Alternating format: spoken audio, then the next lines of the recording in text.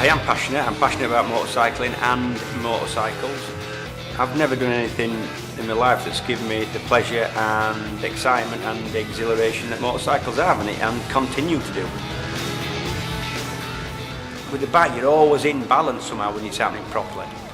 For me, it's about being in control, and the key word is control, of something powerful, fast, potentially dangerous, but you've got to get it right. And when you do get it right, there is no feeling like it.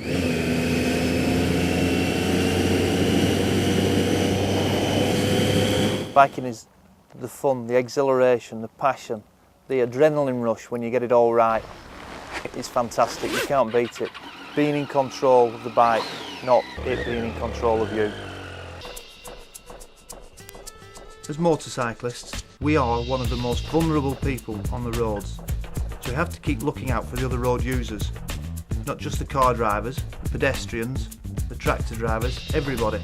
We've got to spot the potential hazards. We have to read the road.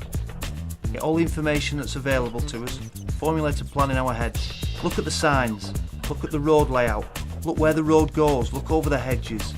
Look at the vehicles in front, what speed have they gone round the bend? Vehicles coming towards us, how have they negotiated the bend? All things that are there to help us. Slow on the road, arrows pointing me into the near side, warning triangle on the left for a farm. Looking down in the bottom, we can see the road is going to go between the farm buildings. Look over the top at 11 o'clock with me, you can see where the road's going. Double white line system in force. Need to take a little bit of care here. There we are, once we're in the bottom, we can feed a little bit of power in, there's no problems there now, and away we go.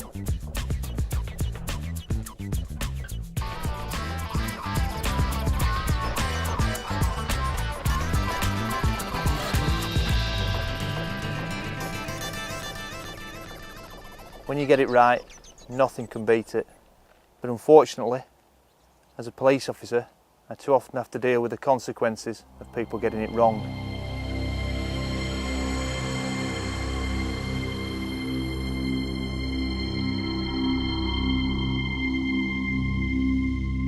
Josh was travelling around a left-hand bend on an A road, nice winding country road.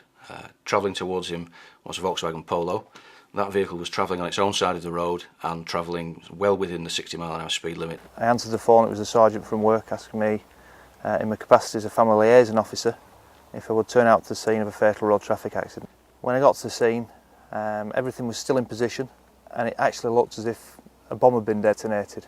The bike has stopped very violently when it's hit the car, and Josh has gone over the handlebars, hitting the offside A-pillar of the oncoming Volkswagen.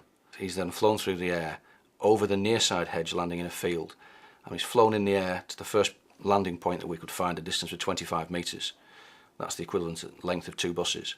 He's then bounced and rolled a further 12 metres through the field, again the length of another bus. So from the point of impact, he's travelled the length of 3 buses end to end before he's come to rest. In a lot of ways, racing, especially when you get to a fairly high level, is about calculated risks.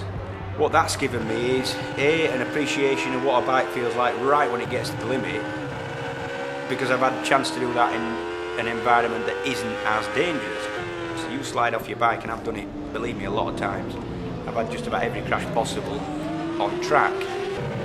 Everybody's going the same way around, there's lots of run-offs and there's people that come and pick you up. But on the road, I'm not prepared to do that. Even as careful as you can be, things happen that still shock you, still come out under the radar. In a car, you're kind of safe that you know that your airbags will go off and you've got a bent car, but you're probably going to walk away from it. On a bike, you very, very quickly learn that A, you're probably not going to walk away from it, and B, it don't matter whose fault it is. Don't matter whose fault it is, you're the one that's going to come off worst. A long time ago, I've ended up on the wrong side of the road, having gone into a bend too fast, and it's a very scary experience. Fortunately for me, there was nobody coming the other way. Unfortunately for Joshua, there was. Number one is respect. You're doing something you really enjoy. Even if you've never done it, I would tell you it's the most exhilarating thing you can ever do. But also having respect for the fact that it's quite a dangerous thing if approached wrong, and if you don't ride with the respect for what you're doing and what can go wrong. I had a dream. It was a dream that was very, very real. I knew he shouldn't have been there. and he was, and he'd just come back to tell me how sorry he was, and it was an accident and it was a total misjudgment on his part. Nobody's invincible, whether you're on the track or whether you're on the road, but on the road the difference is you absolutely have to get it right. Your first mistake can be definitely the last one you ever make. You've just got to get it right, and to do that it takes a lot of concentration, a lot of learning, and I keep going back to it, but a lot of respect for what you're doing.